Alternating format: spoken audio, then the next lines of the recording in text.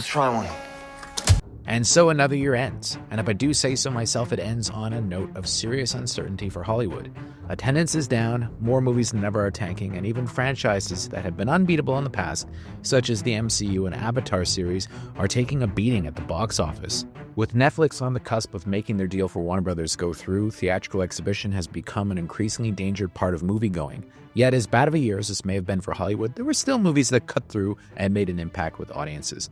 And here are 10 of them in our annual Best Movies of the Year list. Now, number 10 is A House of Dynamite. The scariest movie of the year wasn't really a horror movie. Instead, it was director Catherine Bigelow's anxiety-inducing look at what would happen were a lone nuclear missile launched at the United States. While many took issue with some of the lapses in logic and also didn't care for the real multiple timeline perspective aspect and the open ending, it's still a nail-biter of a movie with some powerhouse performances, particularly from Rebecca Ferguson, Jared Harris, Jason Clarke, and a few others. Bigelow's first movie in 8 years sure wasn't a disappointment, at least not to me. Number 9 is Friendship. In a year that saw precious few comedies released into theaters, A24 actually released a gem called Friendship, which comes from I Think You Should Leave star Tim Robinson and co-stars a very well-cast Paul Rudd in this cringe-inducing story of adult friendships gone awry. This kind of flew under the radar, but the success of Robinson's The Chair Company on HBO might raise its profile now that it's streaming. Number 8 is Weapons. Zach Cregger's sophomore movie became a total phenomenon when it came out last summer. Using a Magnolia-esque format and adapting it to the horror genre proved to be a winner, with Josh Brolin and Julia Garner delivering powerhouse performances. However, it was Amy Madigan as the terrifying Aunt Gladys who became our newest horror icon. That said, Warner Brothers, I beg you, do not make an Aunt Gladys prequel. We don't need it. Let Weapons be one and done. It'll be way more powerful that way. Number 7 is Caught Stealing.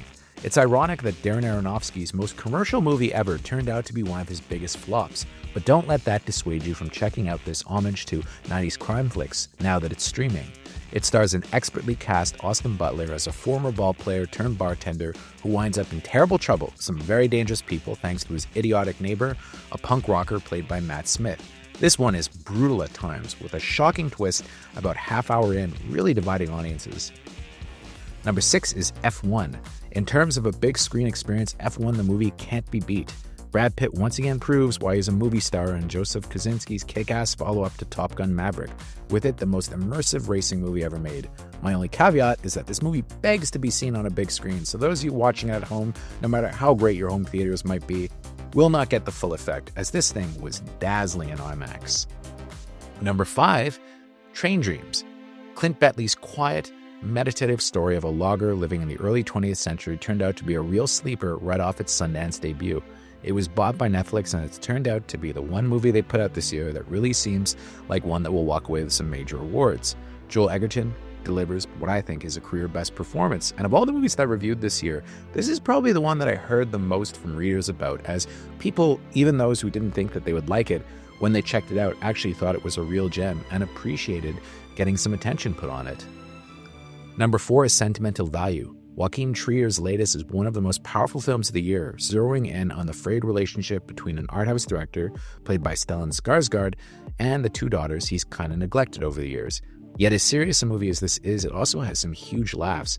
Hopefully Skarsgård actually gets an Oscar nomination out of this, with I think him having a real shot at winning Best Supporting Actor for this movie. Although, in my opinion, he is also kind of a lead. But I digress. Number 3, Sinners. Ryan Coogler's Sinners, like F1, was one of the few movies to really make the most of the big screen format this year and become a must-see in theaters. Coogler made a movie that thrilled audiences and became an instant classic thanks largely to Michael B. Jordan's dual leading role, as well as a cast-against-type Haley Steinfeld and a charmingly evil Jack O'Connell, plus Delroy Lindo and many more.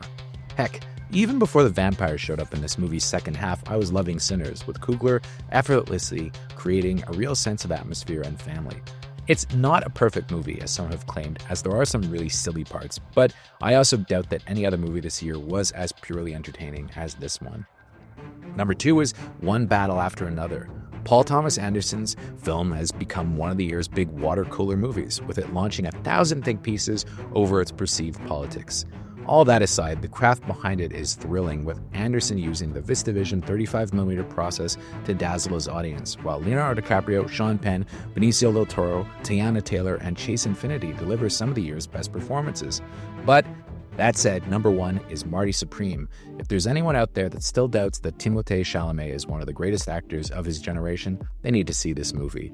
A masterfully propulsive tale of a hustler on the make, Josh Safety has made a period epic unlike any you've ever seen, daringly scoring this 50s set drama like it was made in the 80s, and filling it with unconventional but awesome supporting cast choices, which include Abel Ferreira, Kevin O'Leary, yes, from Dragon's Den, Gwyneth Paltrow, Odessa A'zion, and even Tyler, the Creator. Like many other movies on this list, it begs to be seen on the big screen, although it's so propulsive that you might need to treat yourself to a volume by the time it's over. And that's our list. What do you think deserves to be on the top 10? Let us know in the comments. Thank you for clicking on our video, everybody. If you like what you saw here, please make sure you like the video and subscribe and share with your friends who like this sort of content. JoBlo was created by movie fans for movie fans, and we appreciate your support.